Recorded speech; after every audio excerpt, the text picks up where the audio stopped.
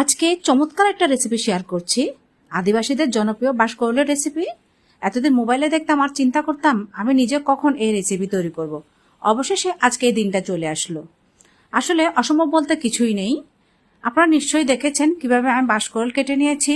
কাটা হয়ে গেলে ধুয়ে সিদ্ধ করে নিতে হবে।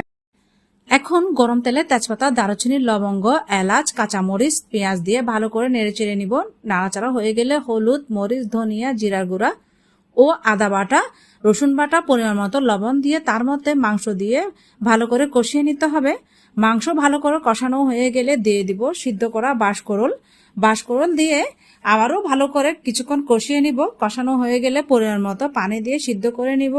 প্রথমে মনে করেছিলাম এই রেসিপি বোধহয় আমরা খেতে পারবো না, কারণ আমাদের খাওয়ার অভ্যাস নেই। আসলে না, খেতে দুর্দান্ত স্বাদের হয়েছে। আজকের রেসিপি যদি আপনাদের ভালো লেগে থাকে অবশ্যই লাইক, কমেন্ট, শেয়ার করে সাথে থাকবেন। ধন্যবাদ।